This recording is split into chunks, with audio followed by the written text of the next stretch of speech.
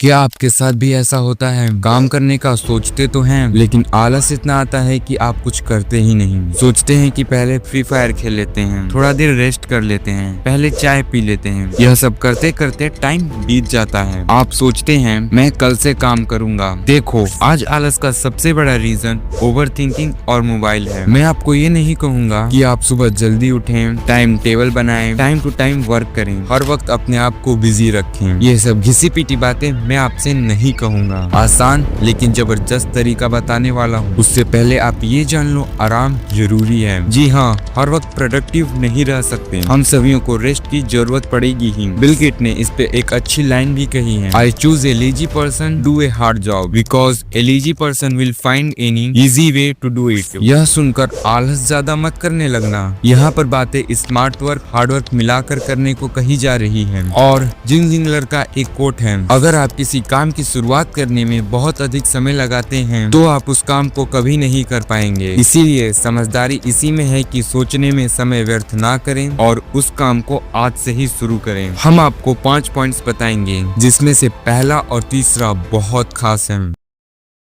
अपने कमरे के चारों ओर देखिए, कमरा कैसा है, साफ सुथरा है या नहीं, दीवार पर किसकी तस्वीर है, क्या लिखा गया है, बुक सेल पर किस चीज का बुक है। यदि वह डिस्ट्रैक्शन वाली चीजें हैं तो उसे तुरंत हटा दें। रूम को साफ रखो, दीवार पर अपने फील्ड के टॉप 10 लोगों की तस्वीर रखो, कोट लिखो, अपने गोल को लिखो, जिसे आप सुबह उठे तो उसे देखकर मोटिवेशन आ जाए। जिस टेबल पर काम करते हो उस पे सिर्फ काम वाली चीजें होनी चाहिए। जो काम वाला हो उसे शुरू करने में 20 सेकंड से भी कम समय लगे। जो चीजें डिस्ट्रैक्शन बने उसे 120 सेकंड से भी लेट लगे। आप देखेंगे कि सराउंडिंग चेंज होने के कारण आलस भाग जाएगा।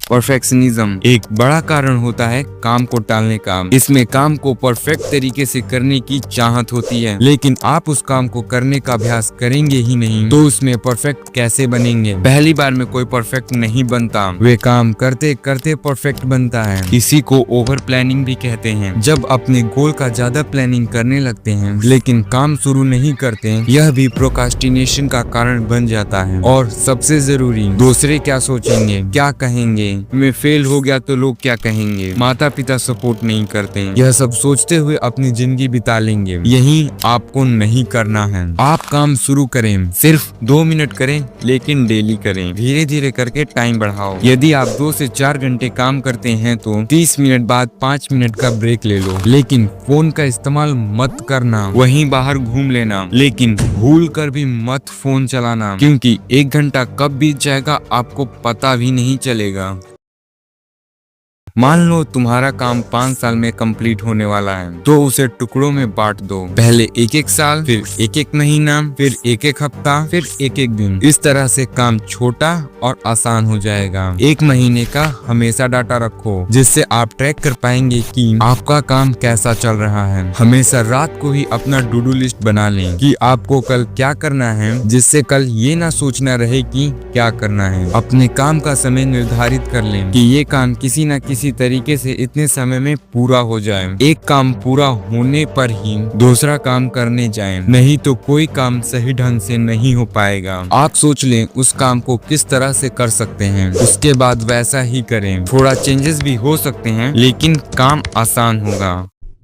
जी हाँ, एक्सरसाइज करने से आलस दूर, काम में फोकस बढ़ता है। एक्सरसाइज से फिट रहेंगे, हृदय स्वास्थ्य में सुधार, वजन नियंत्रण, हड्डी और मांसपेशियां मजबूत, बीमारियों से सुरक्षा, ब्लड प्रेशर और डायबिटीज में नियंत्रण रहता है। एक्सरसाइज करने से शारीरिक लाभ के साथ साथ मानसिक लाभ भी होते हैं, जैसे तनाव और चिंता दूर, मूड अच्छा और आत्मविश्वास बढ़ता है। अच्छी नींद, दिमाग की शक्ति बढ़ती है, जिससे मन तन सही रहता है। इसे कम से कम 2 मिनट डेली करें।